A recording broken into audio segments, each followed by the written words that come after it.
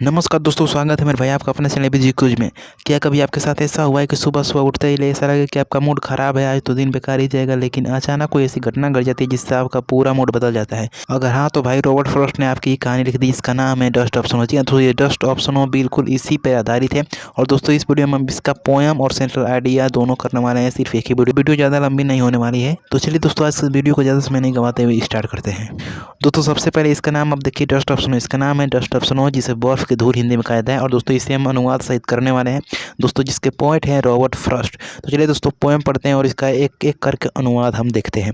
दोस्तों सबसे पहले पोएम का पहला लाइन है, the way A crow soak down on me the dust of snow from the hemlock tree. दोस्तों इसका अनुवाद नीचे दिया गया है, जिस तरह एक कौवे ने धतूरे के पेड़ से मेरे ऊपर बर्फ की धूल उछाल दी। जिस तरह एक कौवे ने धतूरे के पेड़ से, धतूरे यानी कि हेमलॉक ट्री यानी कि धतूरे के पेड़ से मेरे ऊपर बर्फ की धूल झाड़ दी। सोक डाउन ऑन मी यानी कि मेरे ऊपर बर्फ की धूल झाड़ दी। नीचे आपको दिया गया है, has given my heart a change of mood and saved some part, और ये आई हैड रूड। तो दोस्तों इसका अनुवाद हो जाएगा, उस घटना ने मुझको एक नया मूड दे दिया और उस दिन का कुछ हिस्सा बचा लिया जिसे पहले मैं बेकार समझ रहा था। तो दोस्तों ये है पूरा आपका डस्ट ऑफ स्नो का पोएम का जो है अनुवाद, बहुत ही बढ़िया तरीके से। अगर आप इसको याद करना चाहते हैं तो बहुत बढ़िया तरीके से आप इसको याद कर सकते हैं और अपने एग्जाम में लिख सकते हैं। आपको पूरे के पूरे 3 नंबर मिलेंगे। और दोस्तों पोएम लिखने का यही तरीका होता है। अगर आप पोएम इस तरीके से लिखते हैं, ऊपर लिखते हैं डस्ट ऑफ स्नो, उसका हिंदी आप लिख देते हैं बर्फ़ की धूल, और नीचे आप पोएम हेडिंग बना के लिखते हैं आप पूरी पोएम, जो कि टोटल 4 8 लाइन की है, तो मेरे भाई आपको टोटल 3 मार्क्स मिलेंगे। क्योंकि पोएम पर 3 मार्क्स ऑफिशियली मिलते ही हैं, तो आपको 3 मार्क्स मिल जाएंगे इजीली।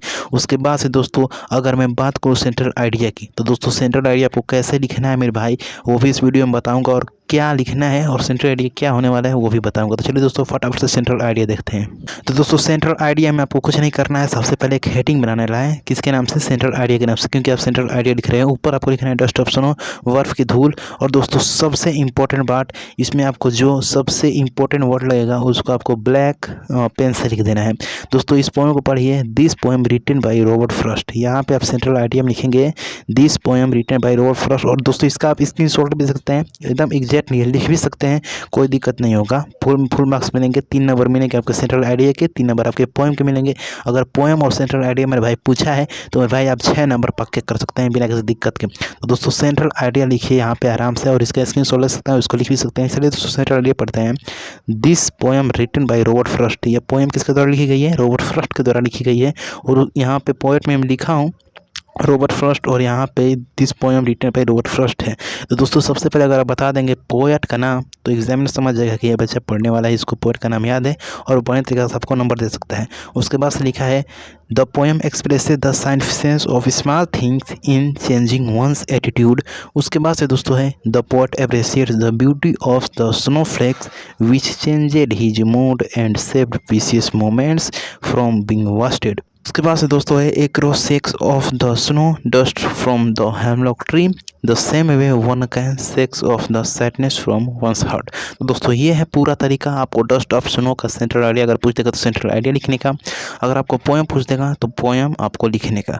दोस्तों आशा करते हैं मेरे भाई आपको ये वीडियो पूरी तरीके से समझ में आया होगा। कोई दिक्कत कहीं पर भी अगर कोई दिक्कत है तो आप कमेंट में बताइए। अगर आपको किसी भी चैप्टर का अगर सेंट्रल आइडिया चाहिए, पोएम चाहिए, तो मेरे भाई आप सिर्फ कमेंट में कर दीजिए कि मुझे इस चैप्टर का पोएम चाहिए और इस चैप्टर का मुझे सेंट्रल आइडिया चाहिए। मैं ज़रूर आपके लिए बनाऊंगा। और दोस्तों मैं बहुत जल्द आपके लिए कराने वाला हूँ बहुत से जीवन परिचय जो आपके एग्जाम वाले ओरिएंटेड है, और मैं एक वीडियो बनाऊंगा कि आपको कौन कौन से जीवन परिचय लिखने हैं। तो दोस्तों वो वीडियो बहुत ही इंपॉर्टेंट है, उस वीडियो को मिस मत करिएगा।